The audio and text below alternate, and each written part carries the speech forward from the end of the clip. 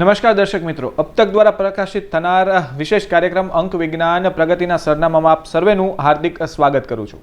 आपने ख्याल है कि अंक विज्ञान શું છે અને તે મુજબની ઘણી ખરી શ્રૃંખલા આપણે જોઈ। ત્યારે અત્યારે આપણી સાથે હાલ સ્ટુડિયો પર ઉપસ્થિત છે માસ્ટર જીનલ્સ। આપણે એમની સાથે સીધી વાતચીત કરીને જાણીએ કે આ એપિસોડ આજે આપણે ટેલિકાસ્ટ કરવાના છીએ તેમાં તેમનું શું કેવું છે, કયા વિષય ઉપર આપણે ચર્ચા કરવાના છીએ। પહેલા તો આપનો ખૂબ ખૂબ આભાર કે આપ અમારા अब तकના આંગણે પધાર્યા છો।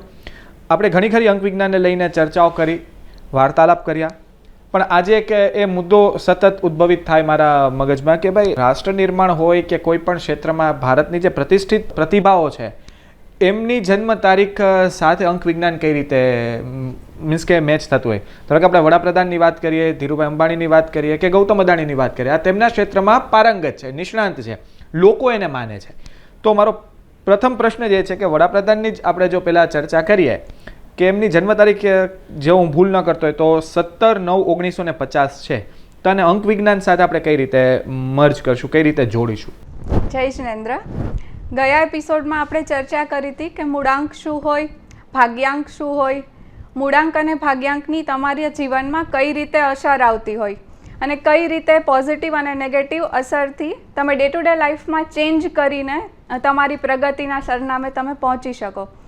આજે આપણે વાત કરીએ માનનીય પ્રધાનમંત્રીશ્રીની, તો એમની જે જન્મ તારીખ છે તો એનો મૂળાંક થશે 17, એટલે 1 + 7 કરીએ એટલે 8, અને ભાગ્યાંક એટલે આખી જન્મ તારીખનો સરવાળો 17 + 9 + 1 + 9 + 5 + 0, એટલે એમનો ભાગ્યાંક થશે 5। તો 8 નંબર અને 5 નંબર, આ બે નંબર એમના લાઈફમાં બહુ ઇમ્પોર્ટન્ટ રોલ પ્લે કરશે। હવે આપણે જાણીએ કે આ બે નંબર કઈ રીતે એની લાઈફમાં ઇમ્પોર્ટન્ટ રોલ પ્લે કરે છે। મોદીજીનો જન્મ થયો છે વડનગર ગામે, તો ન્યુમરોલોજી પ્રમાણે આપણે વડનગરનું નેમ કેલ્ક્યુલેશન કરશું તો એ ટોટલ આવે છે 5 પર। પ્રધાનમંત્રીજી સૌથી પહેલાં કઈ સંસ્થા સાથે જોડાયેલા હતા? RSS સાથે। RSSનો આપણે ટોટલ કરીશું તો એ પણ આવે છે 8 પર। ગુજરાતમાં કઈ જગ્યાએથી એમણે પહેલીવાર ચૂંટણી માટે ફોર્મ ભરેલું? તો એ પ્લેસ છે રાજકોટ, તો રાજકોટનો પણ ટોટલ આવે છે 8 નંબર ઉપર કે જે એમનો મૂળાંક છે। એ પછી એમણે મણિનગર સીટથી ચૂંટણી માટે એપ્લાય કરેલું, તો મણિનગરનો ટોટલ પણ 5 પર આવે છે। એટલે બેન માની લો કે 8 અને 5નું જે કોમ્બિનેશન છે એ કહેવામાં આવે, એટલે આપનું મત એવો છે કે એનાથી વડાપ્રધાનનું જે તેના કારકિર્દીમાં જે ગ્રોથ જોવા મળી રહ્યો છે તો આ બંને આંકડાના કારણે? હા, ક્યાંય ને ક્યાંય બે આંકડાઓ આપણી સાથે કનેક્ટેડ હોય, અને જો આપણને ખ્યાલ હોય કે આ પ્લેસનો ટોટલ આ થાય છે કે આ નંબર મારા માટે લકી છે, તો એ રીતે આપણે આપણી લાઈફમાં એ વસ્તુને એલાઇન કરી શકીએ। નરેન્દ્ર મોદી જે મતલબ ગુજરાતના CM બન્યા તો 14th CM હતા, તો એનો ટોટલ 5 થાય। એમનો ગુજરાતમાં કાર્યકાળ કેટલો રહ્યો? 14 વર્ષનો, તો એ ટોટલ પણ 5 થાય। જે નામથી એ બહુ ફેમસ થયા, નમો, NAMO, તો એનો ટોટલ પણ 8 થાય છે। જે બહુ સ્ટ્રિક્ટ ડિસિઝન લીધું નોટબંધીનું, તો એ ડેટ છે 8/11/2016, તો એમાં પણ 8 આવે છે। દેશના પ્રધાનમંત્રી ક્યારે બન્યા? તો એ 26 તારીખે બન્યા છે, તો ત્યારે પણ એની ડેટ એને સપોર્ટ કરે છે। બેન, તો 5 અને 8 નંબરની વાત કરીએ તો આ બંનેનું શું રિલેશન છે? આ બંને અંકની વાત કરીએ તો 8 નંબર એટલે શનિદેવનો નંબર છે કે તમે જેટલા સારા કાર્ય કરશો એટલું તમને સારું ફળ મળશે। તો મોદીજીએ ખૂબ સારી યોજનાઓ આપી છે કે જેનાથી ગરીબોને ખૂબ ફાયદાઓ થયા છે, તો એ રીતે એને 8 નંબરના બ્લેસિંગ્સ મળે છે। અને 5 નંબર મર્ક્યુરીનો છે કે નવા પ્રોજેક્ટ્સ લાવે, અને તમે જોતા જ હશો કે દેશ વિદેશમાં ખૂબ ભ્રમણ કરે છે, તો 5 નંબર એનો પણ છે। નરેન્દ્ર મોદીના નામની જે વાત કરીએ, જેમનું સ્પેલિંગ જે થાય છે NARENDRA અને MODI, તો એનો કઈ રીતનો ટોટલ આવે છે? એનો ટોટલ સેલ્ડિયન ન્યુમરોલોજી પ્રમાણે 41 થી 5 આવે છે, જે બી એના ભાગ્યાંક સાથે એલાઇન કરેલું છે। બેન, રિલાયન્સની વાત કરીએ તો રિલાયન્સનો જે પાયો જેમને નાખ્યો ધીરુભાઈ અંબાણીએ, એ પણ અત્યારના ખૂબ સમગ્ર વિશ્વમાં એક ઉદ્યોગકારો માટે એક આઇડલ છે। એમની એક જન્મ તારીખ છે, અને જે જન્મ મહિનો જે છે એ મને ગમતો, કારણ કે મારો પર બર્થ મંથ છે, એમની તારીખ છે 28/12/1932। શું કહેશો, કઈ રીતે ન્યુમરોલોજી સાથે કનેક્ટ કરશો આપ? 28 એટલે મૂળાંક થશે 1, અને આખી જન્મ તારીખનો ટોટલ એટલે ભાગ્યાંક થશે 1। એક નંબર એટલે સૂર્યનો નંબર થાય. હવે આપણે જોઈએ કે આ એક નંબર કઈ રીતે એની લાઈફમાં રોલ પ્લે કરે છે.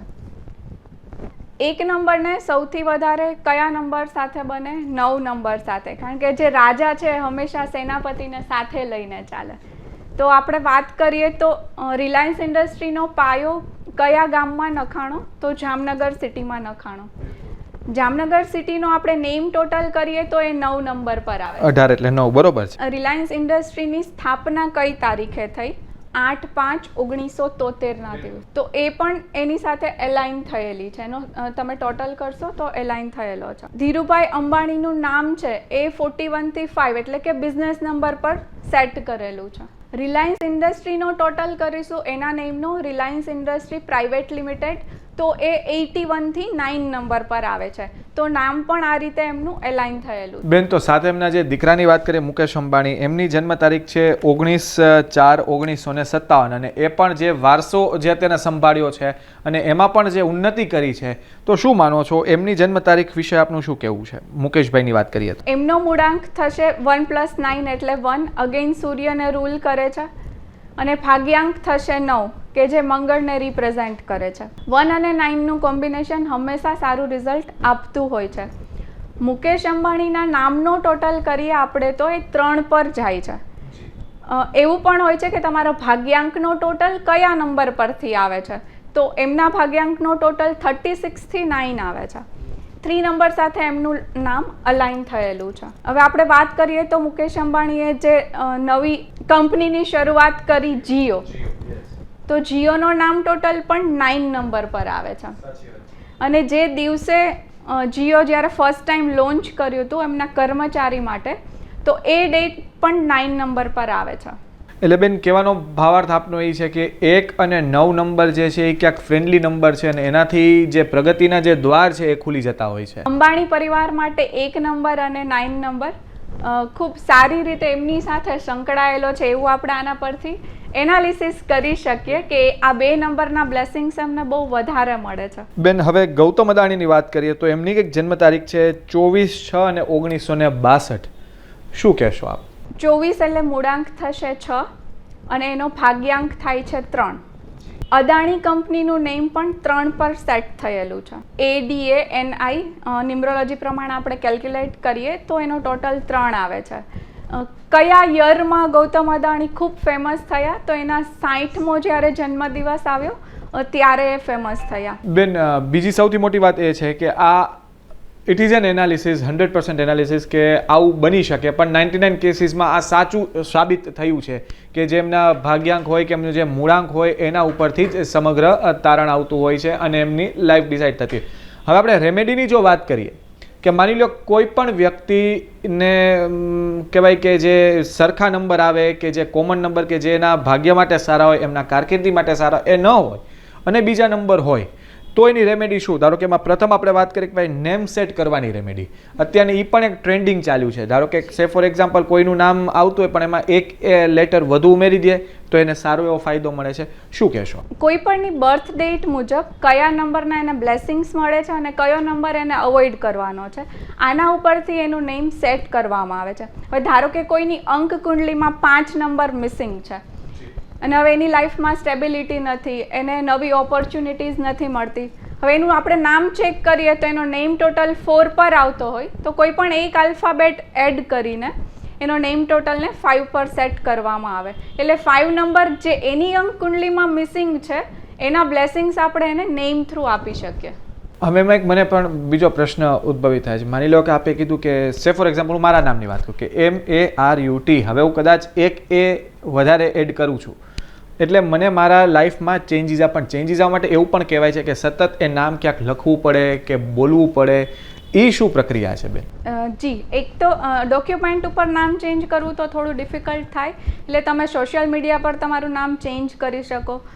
જ્યાં બી લખવાનું આવે, નોર્મલ કોઈ ફોર્મ ભરતા હોય તો એમાં તમે લખી શકો એ નામ. અને ડેઇલી તમારે એ નામ 51 ટાઈમ્સ 108 ટાઈમ્સ નોટબુકમાં લખવું પડે. તો એ નવા નામના જે બી વાઇબ્રેશન છે એ તમારી લાઈફમાં આવે. બેન, એવી જ રીતે બિઝનેસ સેટ કરવા માટેની રેમેડી, જો આપણે તારણો છે આપણે જોયા છે, એનાલિસિસ આપણે કરેલું છે, એ મુજબ બિઝનેસ સેટ કરવા માટેની શું રેમેડી હોઈ શકે? બિઝનેસ સેટ કરવા માટે પણ તમારું બિઝનેસ નેમ તમારા લકી નંબર પર તમે રાખી શકો. કયો બિઝનેસ છે તમારો એ રિલેટેડ પણ તમે નેમ સેટ કરી શકો. તમારા મૂળાંક અને ભાગ્યાંકને આધારિત એ નંબરના બ્લેસિંગ્સ લઈને પણ તમે નેમ સેટ કરી શકો. નેમમાં પણ એવું હોય કે એકલો ટોટલ નથી જોવાનો. સપોઝ કે કોઈનું નામ 5 નંબર પરથી આવ્યું છે તો એ કેટલા ટોટલથી 5 આવ્યું છે, 32થી 5 આવ્યું છે, 23થી 5 આવ્યું છે, 41થી 5 આવ્યું છે, તો એ બધાના અલગ અલગ ક્રાઇટેરિયા હોય. એની સાઉન્ડ ઇફેક્ટ શું છે? ઘણીવાર તમે જોયું હશે કે સારું સાઉન્ડ હોય, એમેઝોન છે તો એમાં ઓનનો સાઉન્ડ છે, તો એ સાઉન્ડ બિઝનેસ માટે બહુ સારો છે. એવી રીતે ઘણા સાઉન્ડ ખરાબ ઇફેક્ટ આપતા હોય, ઘણા સારા આપતા હોય, તો બિઝનેસ નેમમાં આ બધા જ ક્રાઇટેરિયાને જોવામાં આવે. બેન, સૌથી મોટી અને જરૂરી વાત જે કે આપણે તળપદી ભાષામાં કહે ને કે કાવડિયા બધાયને જોઈએ છે, મની માટેની શું રેમેડી? મની માટે હું એક વૈદિક સ્વિચ વર્ડ આપું છું.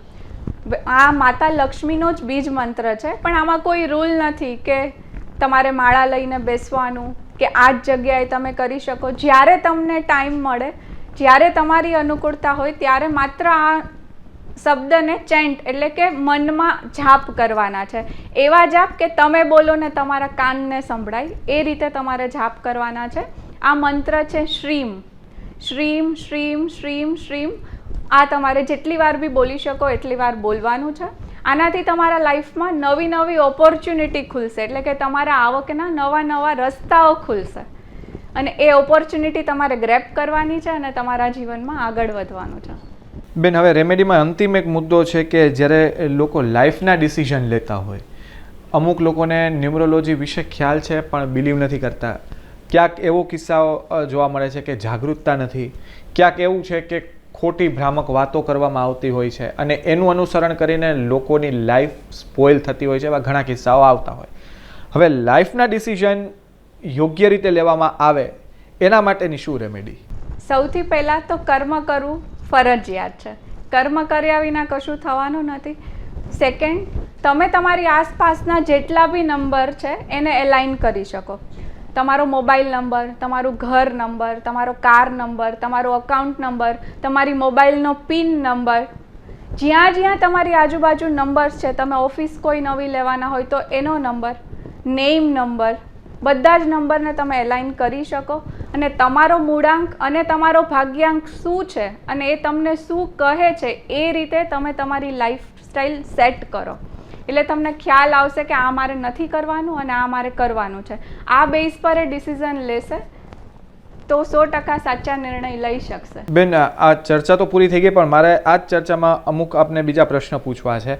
જ્યારે આપણે આ પ્રતિષ્ઠિત લોકોની વાત કરી, વડાપ્રધાનની વાત કરી, ધીરુભાઈની વાત કરી, મુકેશભાઈની વાત કરી, ગૌતમ અદાણીની વાત કરીએ, આ લોકો સતત આ લોકોનો જે સક્સેસનો જે ગ્રાફ જે છે એ સતત આગળ વધતો હોય. માત્ર આ લોકો જ નહીં પણ જે ઉદ્યોગ ક્ષેત્રે જે લોકો છે કે જેને શૂન્યમાંથી સર્જન કર્યું છે, ક્યાંક ને ક્યાંક એ લોકો પણ ન્યુમેરોલોજીને માને છે એવી વાતો સામે આવે છે. શું વાત સાચી છે કે કેમ? આપણે ડેટા પરથી એનાલિસિસ કરીએ તો આપણે કહી શકીએ કે માને છે, પણ એમનું સામે એમનું હાર્ડવર્ક બી એટલું જ છે. નેમ સેટ કરો અને શાંતિથી આપણે બેસી જઈએ કે ના નેમ સેટ થઈ ગયું છે ને હવે મારો બિઝનેસ ચાલશે, તો એ રીતે ન ચાલે. તમારે સખત પ્રયત્ન પણ કરવા પડે, ઘણીવાર રિસ્ક પણ લેવું પડે અને બધી જ રીતે તમારા નંબરને એલાઇન પણ રાખવા પડે. બેન, આપણે બિઝનેસની જે વાત કરી છે, રેમેડી આપી બહુ સાચી છે, પરંતુ એ હું આપણી પાસે જાણવા, કોઈ એક લેમેન છે જે પોતાનો વ્યવસાય કરે છે, સફળતા નથી મળતી, પણ માની લો કે ન્યુમરોલોજીને અપનાવે કે ન્યુમરોલોજીને સમજે કે આપ જેવા જે કન્સલ્ટન્ટ છે એમની પાસેથી કન્સલ્ટેશન કરે, તો એ વાત સાચી કે તેમના બિઝનેસમાં ફેર પડે? પહેલાં તો એમની શ્રદ્ધા હોવી જોઈએ. સાચી શ્રદ્ધાથી કોઈ પણ રેમેડી કરે તો રિઝલ્ટ મળે, પણ એક દિવસમાં રિઝલ્ટ મળે એવું ન બને. 2-3 મહિના તમે કન્ટિન્યુઅસ રેમેડીઝ કરો એટલે જે નંબરના બ્લેસિંગ્સ તમને નથી મળતા અથવા તો જે નંબરની નેગેટિવ એનર્જી છે તમારી લાઈફમાં એ ધીરે ધીરે ડાઉન થતી જાય અને પોઝિટિવ જે બી વાઇબ્રેશન છે વધતા જાય, એ રીતે તમારો ગ્રોથ વધે. અને જેમ જેમ રેમેડી કરો એમ તમને ઓપોર્ચ્યુનિટી મળે અને ઓપોર્ચ્યુનિટી ગ્રેપ કરો તો તમારો બિઝનેસ 100% વધે. બેન, આપનો ખૂબ ખૂબ આભાર કે આપે ખૂબ સારી માહિતી અમારા હબતકના દર્શક મિત્રોને આવી. ફરી આપણે કોઈક નવા વિષય સાથે આપની સમક્ષ અમે ચર્ચા કરીશું. ત્યાં સુધી મને રજા આપો અને જોતા રહો હબતક. નમસ્કાર.